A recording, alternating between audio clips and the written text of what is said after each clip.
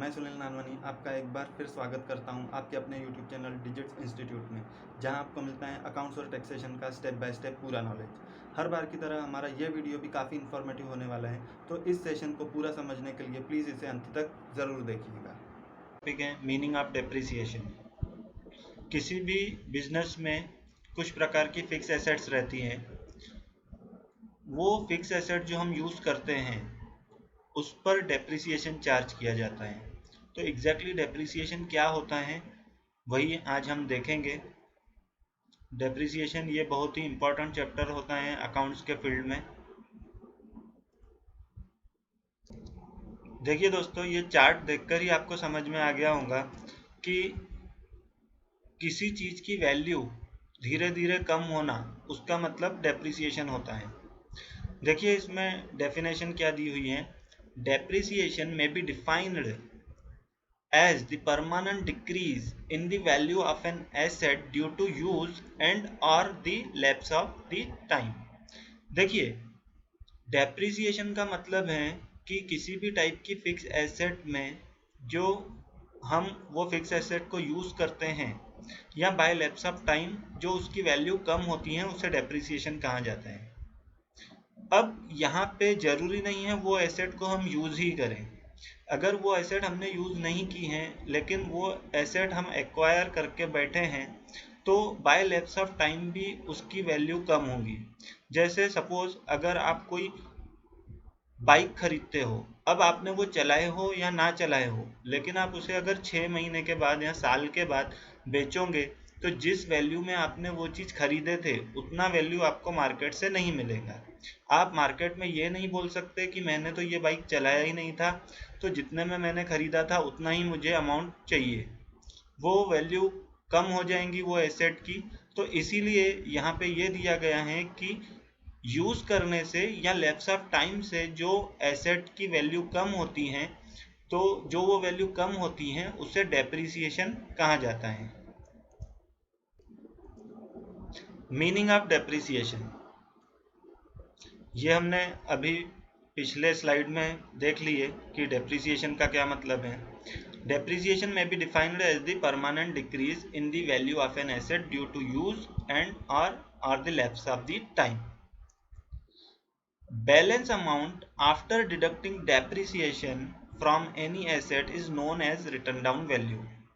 अब जैसा मैंने आपको एग्जांपल दिया कि अगर आपने कोई बाइक सपोज 1 लाख रुपए में खरीदे और कुछ समय बाद यानी अगर 6 महीने बाद या 1 साल के बाद उस पर जो डेप्रिसिएशन चार्ज हुआ उसके बाद उसकी वैल्यू अगर 85,000 हो जाती है, तो ये जो 85,000 की वैल्यू है इससे अकाउंटिंग की भाषा में रिटर्न डाउन वैल्यू कहते हैं।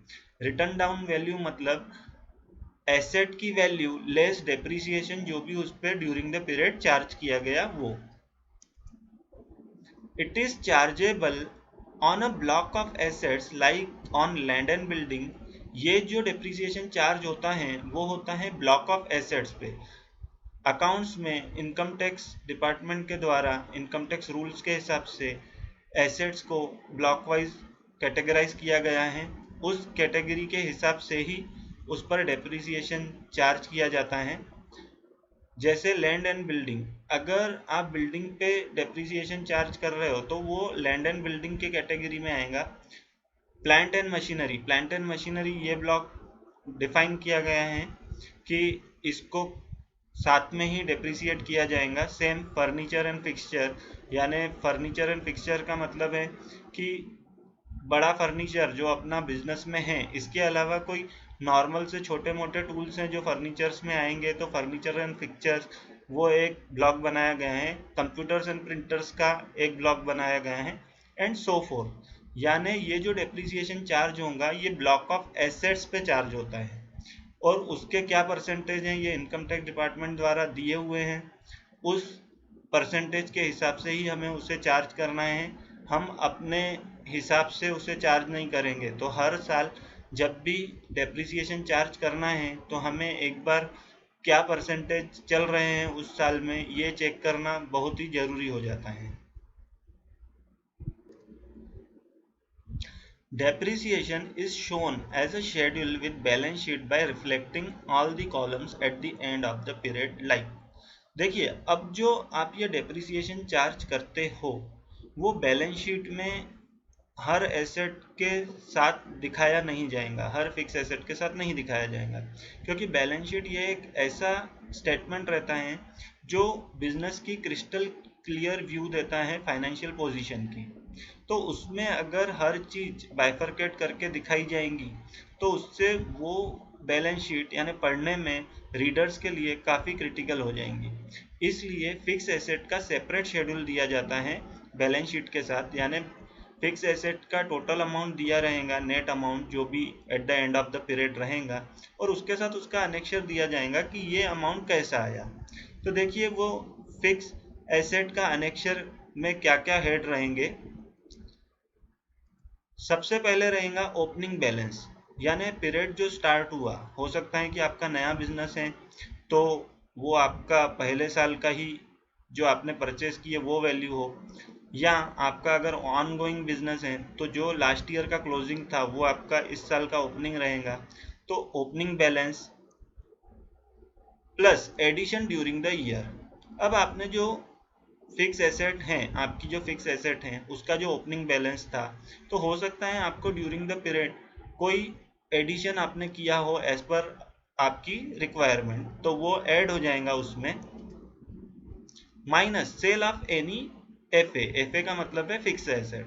अगर आपने उसमें से कुछ पोर्शन सेल किए हो ड्यूरिंग द ईयर, हो सकता है कि वो आउटडेटेड मशीनरी हो गई हो या डैमेज हो गया हो उसमें कुछ मशीनरी में, अगर मैं मशीनरी की बात करूँ तो, या हो सकता है कि फर्नीचर में कोई पुराना फर्नीचर हो गया है तो आपने सेल कर दिए और एडिशन किए नया फर्नीचर।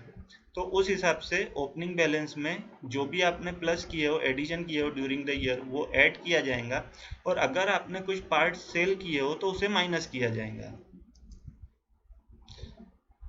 इस हिसाब से आपको मिलेगा एक्चुअल फिक्स्ड एसेट्स, यानी बिजनेस में एक्चुअल फिक्स्ड एसेट्स कितनी बची eight the end of the period, ये आपको मिल जाएगा।